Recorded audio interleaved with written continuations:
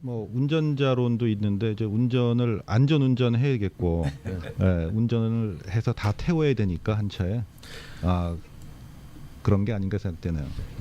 예, 저 같은 경우는 그 싱가포르건 뭐 판문점이건 또는 제3의 장소건 간에 결국은 회담을 하는 당사자가 합의한다면 네. 어디서든 열릴 수는 있다고 봐요. 그거 네. 자체야 뭐 문제가 있습니까? 그런데 갑자기 최근에 이렇게 싱가포르설이 급부상한 거는 좀 저는 이게 좀 의도가 있지 않은가. 무슨 네. 의도냐면 이 보도를 한국의 조선일보가 느닷없이 네. 했어요. 느닷없이 5월 3일 날 워싱턴 특파원이 보도를 했는데 뭐라고 네. 그랬냐면 미북 정상회담이 오는 6월 중순께 싱가포르에서 열릴 가능성이 높다고 복수의 워싱턴 외교 소식통이 3일 오늘 밝혔다. 뭐 이렇게 네. 이제 보도를 했는데 현재로선 싱가포르가 가장 유력한 곳으로 알려졌다. 그리고 정상회담 일정은 캐나다에서 열리는 G7 정상회의 이후인 셋째 주 6월 셋째 주 9일에서 15일 사이에 가장 가능성이 높은 것으로 관측된다 그랬는데 네.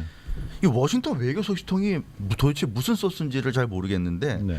오직 조선일보 그리고 그 다음에 연합뉴스가 이걸 하고 그래서 두 언론사만 보도했고요. 그리고 나서 이 모든 미국 언론들, 세계 언론들이 다 이 조선일보를 소스로 해서 제가 오늘도 이거 찾아봤더니 다 네. 그래요. 이 뭐 대표적으로 보이스 오브 아메리카 네. 미국 연방 정부가 운영하는 국제 방송이잖아요. 전 세계 사람들을 대상으로 여기도 네. 보면 뭐라고 그러냐면 조선일보 뉴스페이퍼 앤 연합뉴스 에이전시야 quoting unnamed sources that U.S. and North Korea have agreed a meeting will take place in the city-state in the third week of June to avoid conflict. 뭐 이렇게 나오고 있어요. 그러니까 조선일보와 연합뉴스에 따르면 6월 셋째 주에 싱가포르에서 연다고 한다. 이런 네. 식으로 보도를 하는 거예요. 미국 언론도 그렇고 사실 전 세계 언론들이. BOA 같은 데는 거의 정부 기관이나 마찬가지. 뭐 그렇죠. 예, 그런데 그렇죠. 자기들이 취재한 건 없어요. 그러니까 저도 이 미국 언론을 매일같이 보고 있지만 네.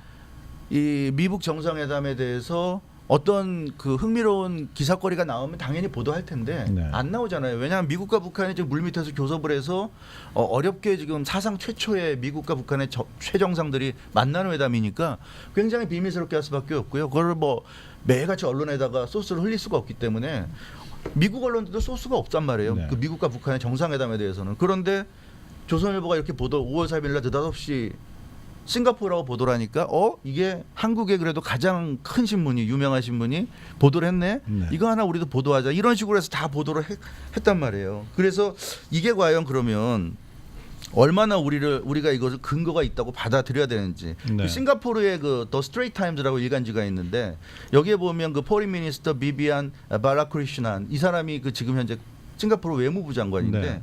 외교부 장관인데 이 사람이 이건 4월 말 기사인데 뭐라고 그랬냐면 트럼프 대통령이 4월 17일 날 그 5곳의 장소를 지금 유력한 곳으로 염두에 두고 있다고 얘기를 했어요. 네. 그러니까 일부 언론들이 그 중에 하나가 싱가포르다. 트럼프 대통령 본인 입으로는 싱가포르라고 한 번도 얘기한 적이 없는데 그렇게 얘기했고 그러니까 일부 언론들이 영국 BBC가 이 싱가포르의 외교부 장관과 인터뷰를 했는데 네네. 뭐라고 그랬냐면 이 사람이 I have not had any invitations to offer our service as a host. 그러니까 자기들은 지금까지 정상회담 관련해서 어떠한 얘기도 들은 것도 없고 네네. 우리한테 뭐 거기에 대해서 물어본 것도 없다고 분명히 이 사람이 그 싱가포르 외교부 장관이 이렇게 얘기를 하고 있고요. 네네. 그리고 그러면 싱가포르가 이런 그 미북 정상회담에 대해서 호스트가 된다면 어떻게 했느냐고 BBC가 물어보니까 뭐라고 네. 그랬냐면 He said, No, I think we are jumping the gun. 그러니까 너무 성급하다. 네네. 아니다. 난 그렇게 생각하지 않는다. 네. 굉장히